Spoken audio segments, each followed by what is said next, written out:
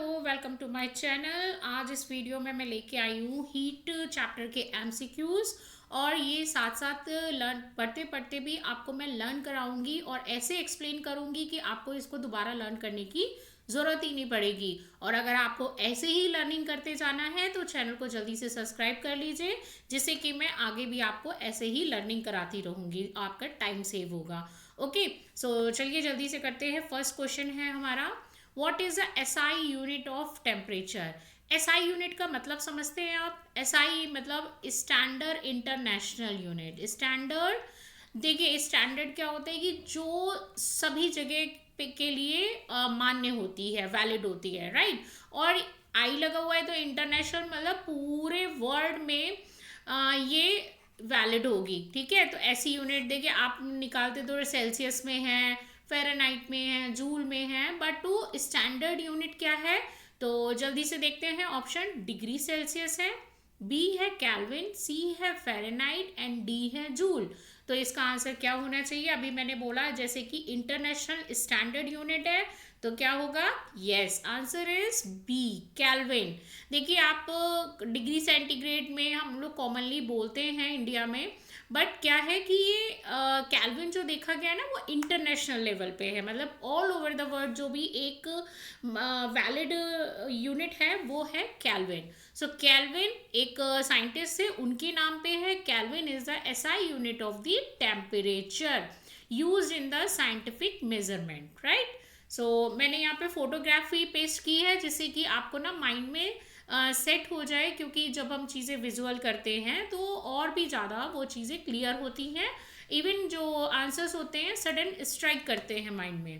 तो नेक्स्ट है, which instrument is use to measure the temperature. ये इंस्ट्रूमेंट पूछ रहे हैं, यानी कि ऐसा इंस्ट्रूमेंट जिससे कि टेम्परेचर को नापा जाता है। मैं हिंदी में भी इसलिए डिक्टेट कर रही हूँ, जो भी स्टूडेंट्स हिंदी मीडियम के हैं या फिर उन किसी को भी अगर ये टर्म समझने में प्रॉब्लम आ रही है तो उनके लिए ये यूज़फुल रहेगा कि मैं हिंदी में भी बोल दूँ, राइट। तो ऑप्शन देखते हैं। ए है बैरोमीटर, बी है थर्मोमीटर, सी है हाइग्रोमीटर एंड डी है लैक्टोमीटर। तो देखिए आंसर इज बी, थर्मोमीटर। आपको टेम्परेचर की बात कर रहे हैं ना, तो टेम्परेचर का टी और ये टी तो दोनों मैच कर रहे हैं ना। टी टेम्परेचर और टी थर्मोमीटर, तो याद हो जाएगा ना। टी टी आपको बैरोमीटर या कोई और चीज़ लगाने की ज़रूरत नहीं है। क्या है यहाँ पे answer? Thermometer is a right answer. Thermometer is a right answer, right. Okay, चलिए नेक्स्ट है, normal human body temperature is. इसमें ये पूछ रहे हैं ह्यूमन बॉडी का नॉर्मल टेम्परेचर क्या है। रूम टेम्परेचर पे आप कहीं पे भी ज़्यादा हीटअप नहीं है या फिर कहीं पे भी एसी में ज़्यादा ठंडे में नहीं है, तो नॉर्मल बॉडी टेम्परेचर क्या है हमारा, राइट। सो ए है 25 डिग्री सेंटीग्रेड, बी है 37 डिग्री सेंटीग्रेड, सी है 40 डिग्री सेंटीग्रेड एंड डी है 100 डिग्री सेंटीग्रेड। तो देखिए यहाँ पे सेंटीग्रेड में आंसर दिया हुआ है, ये प्रॉपर पढ़िएगा कि आपको सेंटीग्रेड में आंसर दिया हुआ है या फिर केल्विन में, क्योंकि समटाइम्स आपको आंसर्स पूछते हैं केल्विन में, राइट। तो देख लीजिएगा कि क्या है। तो आंसर इज 37 डिग्री सेंटीग्रेड। जो नॉर्मल टेम्परेचर है वो क्या है? 37 डिग्री सेंटीग्रेड और 98.6 Fahrenheit, right. So the average normal body temperature is 37 degree centigrade and 98.6 Fahrenheit, right? Next है, which of the following is a good conductor of heat। इनमें से heat का सबसे अच्छा चालक, कंडक्टर मीन्स चालक, चालक मीन्स जिसमें कि वो ट्रेवल करती है, ठीक है। तो गुड कंडक्टर कौन सा है हीट का? ए है वुड, बी है प्लास्टिक, सी है आयरन एंड डी है रबर। तो देखिए आपने प्रैक्टिकल भी करके देख सकते हो कि आपके पास वुड भी है, प्लास्टिक भी है, आयरन भी है, रबर भी है। अब तो आप ये भी माइंड में उठ रहा होगा कुछ बच्चों के क्वेश्चन कि मैम वुड में होना चाहिए, क्योंकि वुड तो देखिए जल जाती है ना, हीट से, ज़रा सी हीट देने पे। तो यहाँ पे देखो जलने की बात नहीं कर रहे, वो ये कह रहे हैं कि गर्म कौन सा जल्दी होता है, किसका टेम्परेचर जल्दी बढ़ता है, राइट। अगर आपके पास कोई हीटिंग ऑब्जेक्ट है जो जैसे गैस स्टोव है या हीटर है या आयरन है, तो आप देखोगे आप उसके पास कहीं पे भी फ्लेम हो रही हो ना, तो वहाँ पे अगर आप एक बार वुड को लेके जाइए और वहीं पे आप कोई भी मेटल रॉड या आयरन रॉड लेके जाइए, तो आप ऑब्जर्व करोगे कौन सा सबसे जल्दी गर्म हो रहा है, राइट। तो कौन सा सबसे जल्दी गर्म होगा? Yes, answer is iron. जिसने भी आयरन ऑप्शन ऑप्ट किया है ना, राइट आंसर है। देखो जितने भी मेटल्स होते हैं, metals like iron allow heat to pass through easily, okay. यहाँ पे जो भी मेटल होते हैं तो वो हीट के अच्छे कंडक्टर होते हैं, ओके। तो जिसमें कि हीट जो है वो इजीली ट्रांसफ़र हो जाती है। घरों में आपने यूटेंसिल्स देखे हैं ना, मोस्टली किसके होते हैं? मेटल्स के बने हुए होते हैं।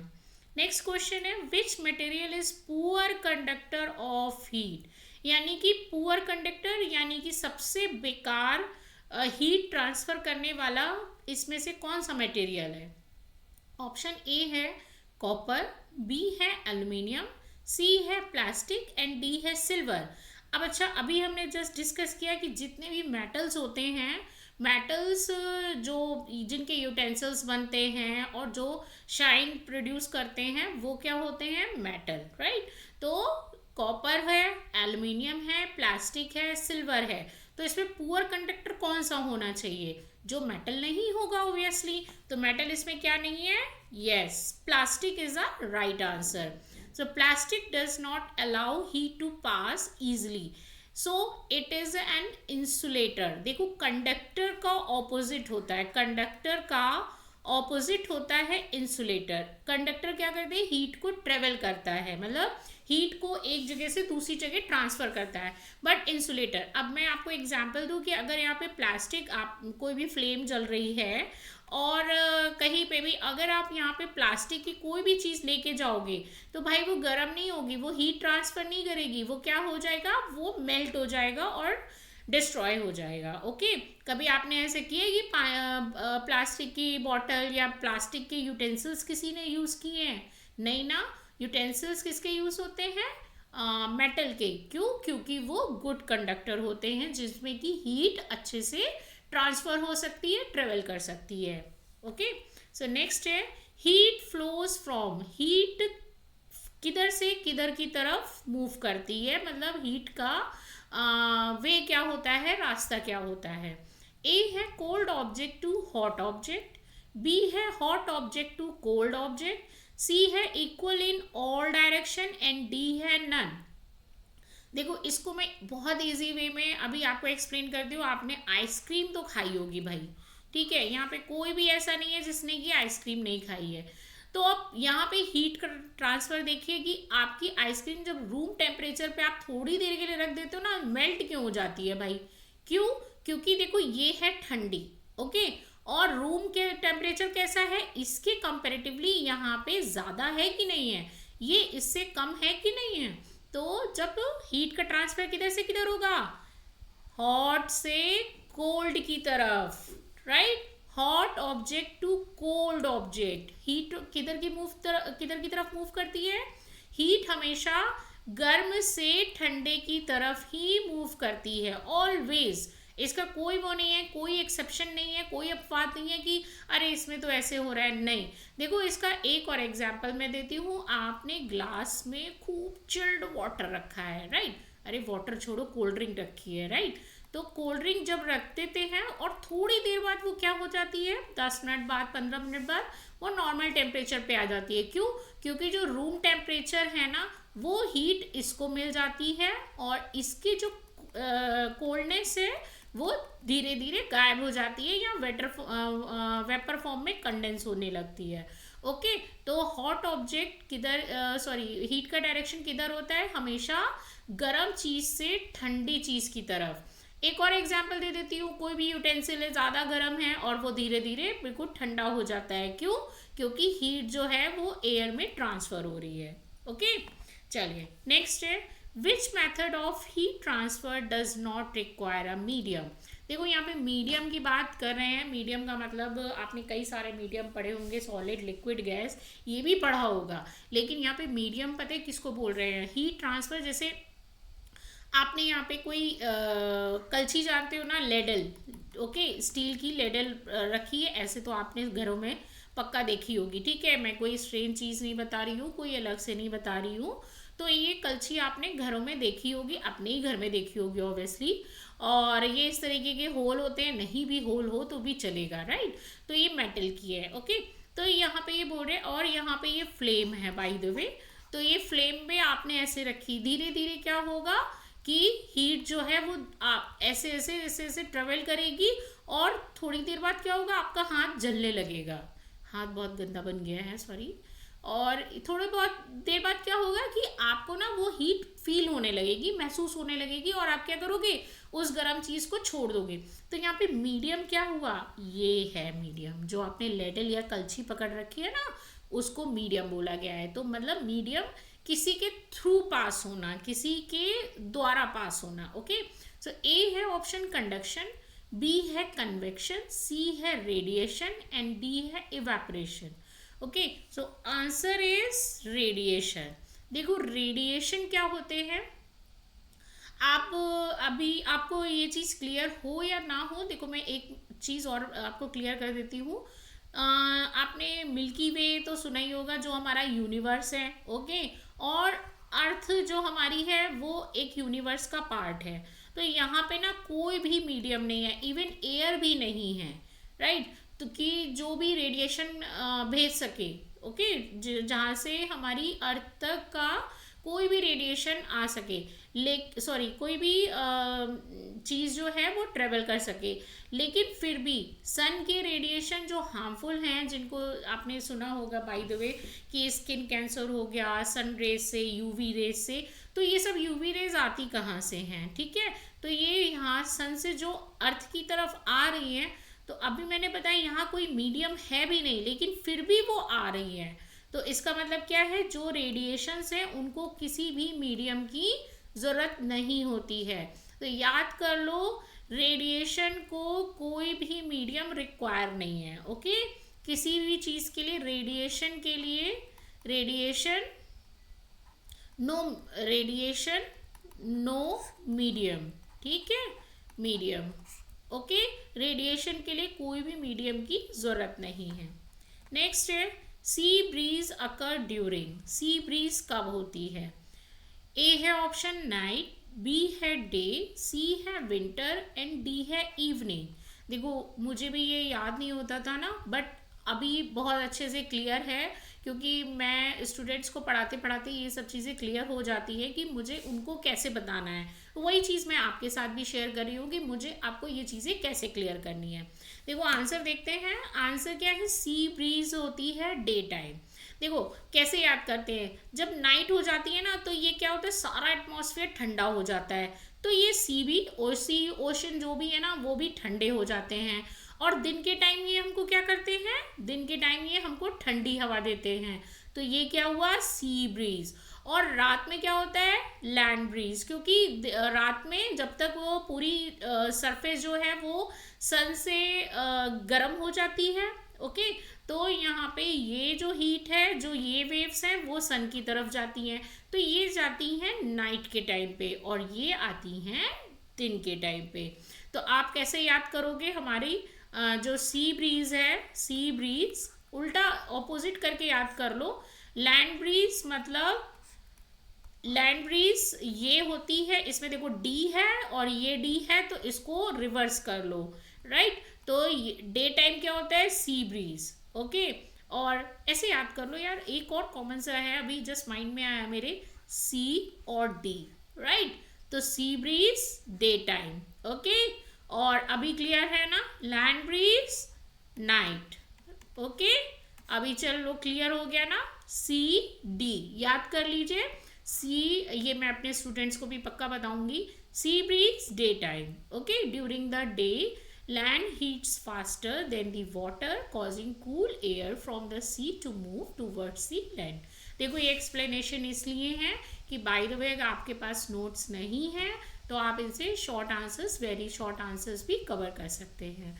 ओके, सो नेक्स्ट है dark colored clothes are preferred in the winter because dark colour के क्लोथ्स जो होते हैं सर्दियों में अक्सर हम लोग डार्क कलर के क्लोथ्स कपड़े क्यों पहनते हैं. ठीक है, अभी ऑप्शन है दे रिफ्लेक्ट हीट, बी है दे एब्जॉर्ब मोर हीट, सी है they are lighter and D है they cool the body. So answer क्या होना चाहिए? Answer is B, they absorb more heat. मतलब देखो विंटर है तो विंटर में तो अच्छा खासा ठंड हमको फील होती है, तो उसके लिए हमको कैसे कपड़े पहनने चाहिए? डार्क कलर के. इसमें क्या होता है कि जो हीट होती है ना, सनलाइट की जो हीट होती है, सनलाइट, तो वो ये एब्जॉर्ब करते हैं, जिससे कि क्या है कि जब ये सनलाइट एब्जॉर्ब करेंगे तो ये भी गर्म होंगे और हमारी बॉडी को भी गर्म फील होगा. ओके, और यहाँ पे समर में हम लोग क्या करें, जितने भी लाइट पहनना चाहो, क्योंकि ये हीट को रिफ्लेक्ट कर देते हैं. ठीक है, अब इसको ना यूटेंसिल से मत जोड़ने लगना कि ब्लैक कलर का यूटेंसिल है, बर्तन है, तो वो ज़्यादा हीट करेगा, वाइट कलर का, सिल्वर का है तो नहीं करेगा. मेटल की बात अलग है, बट यहाँ पे क्लोथ्स की, कपड़ों की बात हो रही है. ठीक है, तो हमको सर्दियों में डार्क कलर के कपड़े पहनने चाहिए क्योंकि ये हीट एब्जॉर्ब करते हैं, हमारी बॉडी को वार्म करते हैं. और बेसिकली आपने मार्केट में देखा होगा ना, जितनी भी जैकेट्स वगैरह आती है ना, मोस्टली वो कैसी होती हैं? डार्क कलर की, क्योंकि वो भी हीट एब्जॉर्ब करें. और ये लाइट कलर के कपड़े क्या करते हैं? हीट को रिफ्लेक्ट करते हैं, मतलब दूर भगाते हैं, जिससे कि हमको गर्मी कम लगे. Dark coloured clothes absorb more heat keeping us warm. Next है clinical thermometer have a range of. Clinical thermometer की रेंज क्या होती है? ऑप्शन है A 0 to 100 degree centigrade, B है 35 degree centigrade to 42 degree centigrade, C है 10 degree centigrade to 50 degree centigrade and D है 20 degree centigrade to 80 degree centigrade. Okay, तो answer is 35 degree centigrade to 42 degree centigrade. Okay, clinical thermometer क्या है? ये जो हमारी body का टेम्परेचर मेज़र करने के काम में आता है ना, उसकी बात कर रहे हैं. बाकी तो देखो लैब थर्मोमीटर होता है जो लैब में केमिकल्स के टेम्परेचर, रिएक्शंस के टेम्परेचर और बाकी चीज़ों के मटेरियल के टेम्परेचर उनको मेज़र करता है. बट ये होता है क्लिनिकल थर्मोमीटर. अरे भाई, आप सभी के घर में होगा, आप यूज़ करते होंगे. और थर्मोमीटर भी एक होता है डिजिटल, भाई उसमें ना नंबर आते हैं, आपने देखा होगा कि कितना टेम्परेचर है, 98 डिग्री फ़ारेनहाइट है, और इस तरह से नंबर आ जाते हैं. और एक होता है जिसमें ये तरीके का, इस तरीके का ये बना होता है. ठीक है, तो यहाँ पे होता है मरकरी मेटल, और ये पूरे ना एक तरीके से जैसे स्केल बना होता है ना, स्केल में मीटर और सेंटीमीटर बने होते हैं, मिलीमीटर और सेंटीमीटर, मिलीमीटर और सेंटीमीटर होते हैं. तो यहाँ पे भी ये इस तरीके का स्केल होता है, जिसमें कि जहाँ पे भी जब इसको हीट मिलती है, अगर आपकी बॉडी ज़्यादा गर्म है तो ये क्या, मरकरी क्या है, मेल्ट होना शुरू होता है. और जब मरकरी मेल्ट होना शुरू करता है तो जितना टेम्परेचर है आपकी बॉडी का वहाँ तक रीच करेगा, और उसके बाद आप इसको मेज़रमेंट को पढ़ सकते हो, तो पता चल जाता है कि बॉडी टेम्परेचर कितना है. सो इसे बोलते हैं क्लिनिकल थर्मोमीटर. ये दो तरीके के हैं, एक तो हमारा डिजिटल वाला है और एक हमारा